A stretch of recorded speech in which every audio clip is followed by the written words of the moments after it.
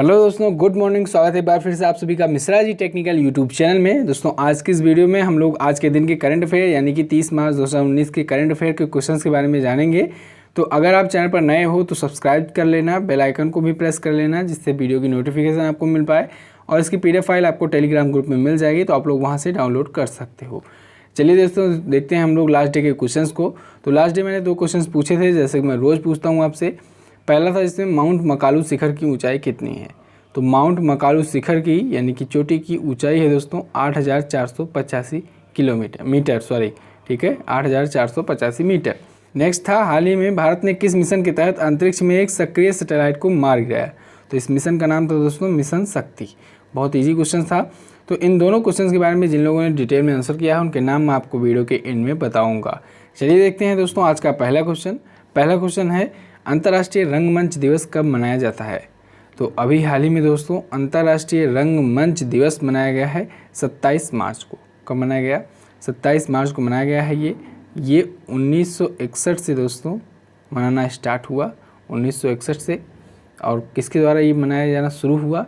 National theatrical institute द्वारा इसकी शुरुआत की गई थी, ठीक है। अब ये पूरे विश्व भर में मनाया जाता है। जितने भी विश्व भर में नेशनल थिएट्रिकल इंस्टीट्यूट के सेंटर्स हैं उनमें, इसके साथ साथ ही थिएटर के संबंधित जितने भी कई और संस्थाएं हैं उन सभी में ये मनाया जाता है इंटरनेशनल थिएटर डे, ठीक है।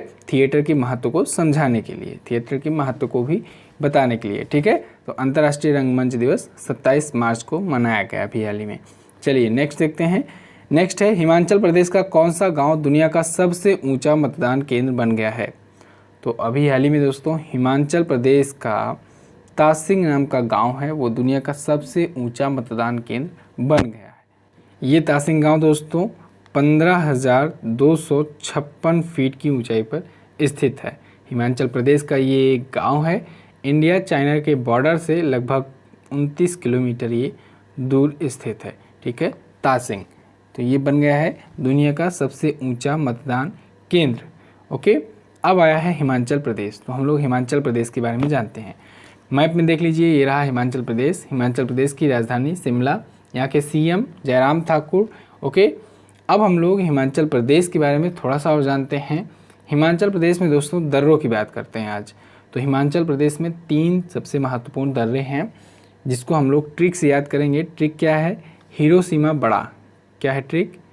हिरोशिमा बड़ा। आप लोग लिखेंगे हिरोशिमा बड़ा। अब इसमें क्या होगा? ही से हिमाचल प्रदेश, रो से रोहतांग दर्रा, सीमा से सिपकिला दर्रा। सिपकिला दर्रा आप लोग इजीली याद कर सकते हैं। बड़ा से बाड़ा लाचा, ठीक है। तो ये क्या बोलेंगे आप? हिरोशिमा बड़ा आपको याद रखना है। ही से हिमाचल प्रदेश होता है, रो से रोहतांग, रोहतांग दर्रा दर्रे का नाम है। सीमा से आप लोग लिंक करेंगे सिपकिला दर्रा, बड़ा से बड़ा लाचा दर्रा। क्लियर है? तो हिमाचल प्रदेश से ये 3 इंपॉर्टेंट दर्रे आपको याद रखने हैं। ओके, चलिए नेक्स्ट देखते हैं। नेक्स्ट है आतंकी वित्त पोषण के खिलाफ कानून को लागू करने का आदेश देने वाला पहला प्रस्ताव किसने पारित किया। तो अभी हाल ही में आतंकी वित्त पोषण के खिलाफ कानून को लागू करने का आदेश देने वाला पहला प्रस्ताव पारित किया है दोस्तों UNSC ने। किसने? UNSC ने। UNSC मतलब यूनाइटेड नेशन सिक्योरिटी काउंसिल ने, ठीक है, संयुक्त राष्ट्र सुरक्षा परिषद ने। तो UNSC ने बताया है दोस्तों कि आतंकी वित्त पोषण के खिलाफ, यानी आतंकियों को जो फंडिंग करते हैं, कुछ देश ऐसे भी हैं जो अपने देश में आतंकवादियों को पनाह देते हैं, जैसे पाकिस्तान वगैरह हो गए। तो UNSC ने कहा है साफ शब्दों में कि जो देश इससे जुड़े हुए हैं वो सभी देश ये सुनिश्चित करें कि वो आतंकवादी समूहों के लिए या फिर जो व्यक्तिगत अपराधी होते हैं उनके लिए धन या वित्तीय संसाधन को एकत्र करने वाले फंडिंग करने के खिलाफ कोई बड़ा कानून ले रहे हैं कि नहीं, एक्शन ले रहे हैं कि नहीं। और इसके साथ ही UNSC ने दोस्तों ये भी डिसाइड किया है कि वो फाइनेंशियल सीक्रेट एजेंट को भी स्थापित करेंगे। एक टीम बनाएंगे जो कि सीक्रेट एजेंट होंगे, यानी कि खुफिया अधिकारी होंगे, जासूसी होंगे, और वो चेक करेंगे देशों में कि कोई ऐसा देश ऐसा तो नहीं है जो इस नीति को लागू करने में विफल हो गया है, यानी कि वो आतंकियों को फंडिंग करने के खिलाफ जो कानून होता है उस कानून को लागू करने में सफल नहीं हुआ है, विफल हो गया है। तो अगर ऐसा कोई होता है, ऐसा कोई देश है, तो उसे UNSC द्वारा बैन कर दिया जाएगा और उसके प्रतिबंधों का सामना करना पड़ेगा।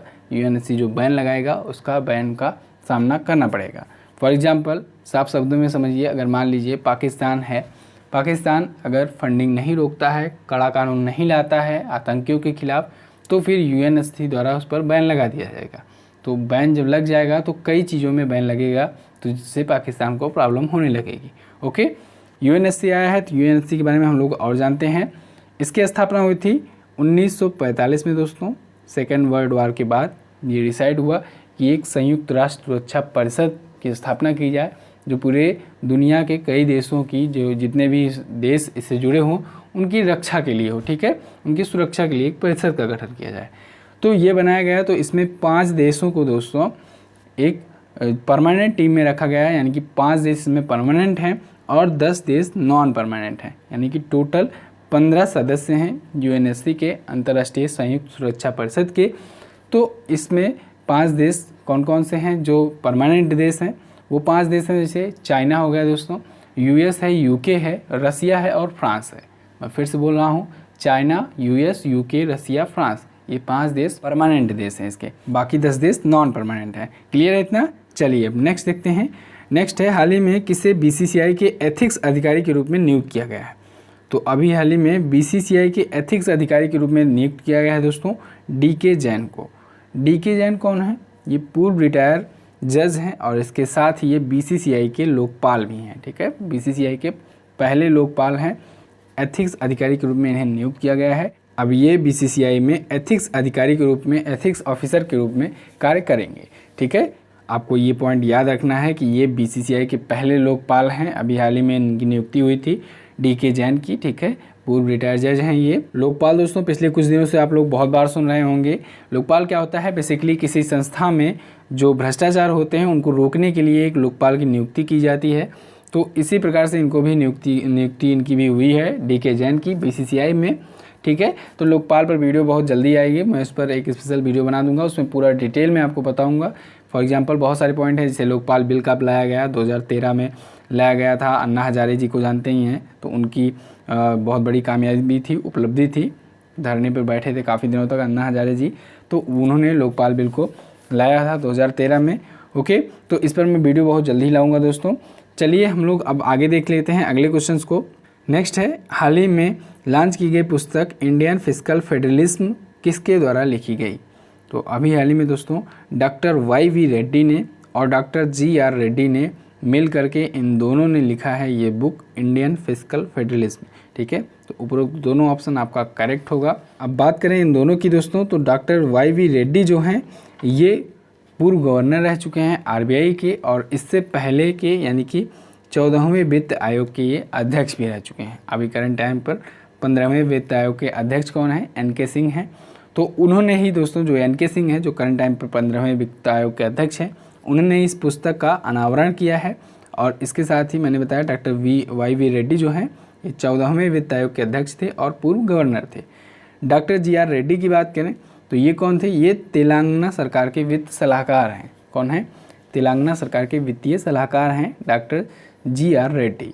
तो इन दोनों ने मिल करके लिखा है इंडियन फिस्कल फेडरलिज्म। और अनावरण किसने किया है इस बुक का? तो 15वें वित्त आयोग के अध्यक्ष जो करंट टाइम पर है NK सिंह, उन्होंने इसका अनावरण किया है। चलिए अगला देखते हैं। नेक्स्ट है, हाल ही में किसे ट्यूरिंग पुरस्कार से सम्मानित किया गया? तो अभी हाल ही में ट्यूरिंग पुरस्कार से सम्मानित किया गया है दोस्तों जेफरी हिंटन को, यान लेकेन को और योसिया बोंगियो को। किसे? जेफरी हिंटन, यान लेकेन और योसिया बोंगियो को, यानी उपरोक्त सभी ऑप्शन आपका करेक्ट होगा। ये तीनों ही दोस्तों आर्टिफिशियल इंटेलिजेंस यानी कि AI के साइंटिस्ट हैं, काफ़ी मशहूर साइंटिस्ट हैं। तो इनको ट्यूरिंग पुरस्कार दिया गया है। ट्यूरिंग पुरस्कार दोस्तों, ट्यूरिंग अवार्ड दोस्तों जो होता है ये बेसिकली कंप्यूटर के फील्ड में दिया जाता है, जो विशेष योगदान देते हैं कंप्यूटर के क्षेत्र में। तो ये दिया जाना शुरू हुआ 1966 से, 1966 से, और इसको ACM देता है। ACM क्या है? ACM यानी कि एसोसिएशन फॉर कंप्यूटिंग मशीनरी द्वारा। तो एसोसिएशन फॉर कंप्यूटिंग मशीनरी द्वारा ये अवार्ड दिया जाता है, ट्यूरिंग अवार्ड। तो इन तीनों को दिया गया है। इमेज आपको इनकी दिख रही होगी। जेफरी हिंटन जो हैं ये गूगल ब्रेन रिसर्चर हैं, और यान लेकेन जो है दोस्तों ये फेसबुक के मेन AI साइंटिस्ट हैं। मेन AI साइंटिस्ट यानी कि मेन आर्टिफिशियल इंटेलिजेंस के साइंटिस्ट, ठीक है। योसुंगा बोंगियो जो हैं ये कौन है? ये एलिमेंट एआई के साइंटिस्ट हैं, रिसर्चर हैं, ठीक है, एलिमेंट एआई के। क्लियर है? तो इन तीनों को मिला है ट्यूरिंग अवार्ड। चलिए नेक्स्ट देखते हैं। नेक्स्ट है, हाल ही में मनु गुलाटी को किस पुरस्कार से सम्मानित किया गया? तो अभी हाल ही में मनु गुलाटी को दोस्तों सम्मानित किया गया है मार्था फेरेल पुरस्कार से। किसे? मार्था फेरेल पुरस्कार से। बी ऑप्शन आपका करेक्ट होगा। अब मनु गुलाटी कौन है? इमेज में जो आपको दिख रहे हैं यही है मनु गुलाटी। ये दिल्ली में एक गवर्नमेंट स्कूल है, उसकी टीचर हैं ये। तो इनको ये दिया गया है अवार्ड महिलाओं की सशक्तिकरण के लिए और लैंगिक समानता के लिए। तो ये अवार्ड इन्होंने जीता है, मार्था फेरेल पुरस्कार। इसमें क्या हुआ? इसमें इनको 1.5 लाख रुपए की धनराशि दी गई, 1,50,000 रुपये की धनराशि दी गई है। आपको पता हो मार्था फेरेल पुरस्कार जो होता है ये महिलाओं के सशक्तिकरण के लिए और लैंगिक समानता जैसे मुद्दों के लिए दिया जाता है। 2017 में ये पहली बार दिया गया था ये अवार्ड। ओके, तो अभी इस बार मनु गुलाटी को मिला है। चलिए अब अगला देखते हैं। नेक्स्ट है, हाल ही में किस देश में दुनिया की सबसे लंबी नमक की गुफा पाई गई? तो अभी हाल ही में दोस्तों इजराइल में पाई गई है, इजराइल में खोजी गई है दुनिया की सबसे लंबी नमक की गुफा। ठीक है, साल्ट की गुफा, साल्ट केव, इजराइल में पाई गई है। ये दोस्तों 10 किलोमीटर में फैली हुई है, इसी वजह से ये दुनिया की सबसे बड़ी गुफा है। इसका नाम रखा गया है मालहम। क्या है? मालहम नाम की ये गुफा है, मृत सागर के पास में ये स्थित है इजराइल में। ठीक है, इससे पहले कौन थी? इससे पहले अगर बात करें सबसे बड़ी नमक की गुफा कहाँ थी, तो इससे पहले अभी तक खोजी गई थी एंथ्री गुफा, जो कि थी ईरान में, लेकिन अब इजराइल में होगी। ठीक है, इजराइल के बारे में जान लीजिए। इजराइल के पीएम हैं नेतन्याहू, बेंजामिन नेतन्याहू। इजराइल की मुद्रा होती है न्यू शकेल, यहाँ की राजधानी है यरूशलेम। ओके, चलिए नेक्स्ट देखते हैं। नेक्स्ट है, हाल ही में गोवा के उप मुख्यमंत्री किसे नियुक्त किया गया? तो अभी हाल ही में गोवा के डिप्टी चीफ मिनिस्टर यानी उप मुख्यमंत्री नियुक्त किया गया है दोस्तों मनोहर अजगांवकर को। किसे? मनोहर अजगांवकर को। अब ये गोवा के बन गए हैं डिप्टी चीफ मिनिस्टर। तो आपको चीफ मिनिस्टर का भी नाम याद होना चाहिए, क्योंकि अभी हाल ही में चीफ मिनिस्टर भी चेंज हुए हैं गोवा के। तो गोवा के चीफ मिनिस्टर कौन है? प्रमोद सावंत जी। गोवा के बारे में थोड़ा सा और जाने तो मैप में देख लीजिए, छोटा सा रहा गोवा। ये हमारे भारत का सबसे छोटा राज्य है क्षेत्रफल की दृष्टि से। प्रमोद सावंत इसके करंट टाइम पर मुख्यमंत्री हैं, चीफ मिनिस्टर हैं। गवर्नर की बात करें तो गवर्नर हैं मृदुला सिंह, जिन्होंने इनको शपथ दिलाई है मुख्यमंत्री को। पणजी इसकी राजधानी होती है। आपको तो पता होगा कि अभी हाल ही में मनोहर पार्रिकर जी का निधन हो गया था, जो यहाँ के मुख्यमंत्री थे। ठीक है, तो अब प्रमोद सावंत को बनाया गया है चीफ मिनिस्टर इस राज्य का, गोवा का, और उप मुख्यमंत्री यानी कि डिप्टी चीफ मिनिस्टर बनाया गया है मनोहर अजगांवकर को। ओके, मनोहर अजगांवकर इससे पहले थे गोवा के खेल और पर्यटन मंत्री, इसको भी आपको याद रखना है। नेक्स्ट देखते हैं, टेनिस टूर्नामेंट होपमैन कप की जगह अब क्या खेला जाएगा? तो टेनिस टूर्नामेंट जो होता था काफ़ी फेमस होपमैन कप, तो उसको अब बंद कर दिया गया है दोस्तों। ऑस्ट्रेलिया का ये फेमस टेनिस टूर्नामेंट हुआ करता था, तो इसको अब बंद कर दिया गया है। अब इसकी जगह पर मेंस होपमैन कप का आयोजन हुआ करेगा। ठीक है, ये जो होपमैन कप होता था दोस्तों, ये मिक्स टीम का फॉर्मेट का एक गेम था। ऑस्ट्रेलिया के पर्थ में ये खेला जाता था, तो हर वर्ष ये खेला जाता था, लेकिन अब ये बंद कर दिया गया है। अब इसकी जगह पर मेंस होपमैन कप को लाया गया है और मेंस होपमैन कप किया जाएगा। इसका आयोजन ऑस्ट्रेलिया में से, ठीक है, इसकी जगह पर होगा। इसमें क्या होगा? इसमें $22 मिलियन की पुरस्कार राशि इस बार रखी गई है, तो अगली बार तो और बढ़ाई भी जा सकती है। इस बार $22 मिलियन की पुरस्कार इसमें राशि दी जाएगी मेंस होपमैन कप की। टेनिस का ये बेसिकली टूर्नामेंट होता है। अभी हाल ही में मैंने एक वीडियो आपको दी थी जिसमें मैंने जितने भी इम्पॉर्टेंट गेम हैं और कन्फ्यूज़न वाले गेम होते हैं जिसमें टीम के खिलाड़ियों की संख्या जनरली लोगों को नहीं पता होती है, उस पर मैंने एक वीडियो बनाई थी। तो आप लोग वो वीडियो को देख सकते हैं, ऊपर आपको कार्ड मिल जाएगा, उसमें आप लोग खेल खिलाड़ियों की संख्या को आसानी से याद रख सकते हैं। ठीक है, चलिए अब नेक्स्ट देखते हैं। नेक्स्ट है, एडीआर की रिपोर्ट के अनुसार कितने लोकसभा सांसद करोड़पति हैं? तो एडीआर ने अभी हाल ही में एक रिपोर्ट जारी की है, जिसमें एडीआर ने बताया है कि 521 सांसदों में, कितने में? 521 सांसद के सदस्यों में 83% सांसद जो हैं ये करोड़पति हैं। 83% कितना होगा? 430 होगा। तो 521 में से 430 सांसद जो हैं ये करोड़पति हैं एडीआर की रिपोर्ट के अनुसार। अब इस 430 पे दोस्तों 227 जो सांसद हैं ये हैं बीजेपी के, और 37 सांसद जो हैं ये कांग्रेस के हैं। तो ये दोनों को भी आपको याद रखना है। बाकी के जो 29 हैं बचते हैं ये AIADMK पार्टी के हैं। ओके, ADR कौन है? ADR दोस्तों एसोसिएशन फॉर डेमोक्रेटिक रिफॉर्म्स है, इसका नाम फुल फॉर्म होता है एसोसिएशन फॉर डेमोक्रेटिक रिफॉर्म्स। ये एक NGO है दोस्तों, और जो वर्क करता है इन्हीं सब कामों के लिए एक रिपोर्ट जारी करता है। ठीक है, तो बस दोस्तों फिलहाल आज के दिन के करंट अफेयर के क्वेश्चन से बस इतना ही। आई होप आपको काफ़ी कुछ सीखने को मिला होगा। अगर आपको वीडियो पसंद आई है तो वीडियो को दीजिए एक थंब लाइक, और अगर आपका कोई सुझाव है तो आप लोग कमेंट करना मत भूलिएगा, कमेंट करके हमें ज़रूर बताइएगा। चलिए अब हम देखते हैं दोस्तों आज के क्वेश्चंस को, यानी क्वेश्चंस ऑफ द डे। तो आज का पहला क्वेश्चन है, एयरपोर्ट काउंसिल इंटरनेशनल यानी ACI द्वारा जारी रैंकिंग में कौन सा एयरपोर्ट पहले स्थान पर है? तो एयरपोर्ट काउंसिल इंटरनेशनल द्वारा जो रैंकिंग जारी की है उसमें आपको बताना है कि पहला एयरपोर्ट कौन है, फर्स्ट रैंकिंग पर कौन है। ठीक है, नेक्स्ट है, काठमांडू नेपाल में आयोजित नेपाल विशेष शिखर सम्मेलन में कितने समझौतों पर हस्ताक्षर होंगे? तो इन दोनों क्वेश्चंस के बारे में आपको जो भी पता हो आप लोग कमेंट करके बताइएगा। जो लोग बेस्ट कमेंट करेंगे सबसे तेज़, तो उन 15 लोगों के नाम मैं आपको बताऊंगा। तो आइए देख लेते हैं हम लोग कि कल की वीडियो में किन किन लोगों ने डिटेल में आंसर किया था। तो कल की वीडियो में जिन लोगों ने डिटेल में आंसर किया था उनके नाम हैं अमरजीत, स्वर्णवर्षा, मंटू कुमार, अजय कुमार, हसान अली, अनामिका परिहार, नेहा सिन्हा, अमृतराज, ठंडीराम, गुनावाट, संगीता रावत, अंशुल कुमार, नरेंद्र कुमार, मनीष शर्मा और नॉलेज फैक्ट विनीता अग्रहरी। तो इतने लोगों ने डिटेल में आंसर किया है।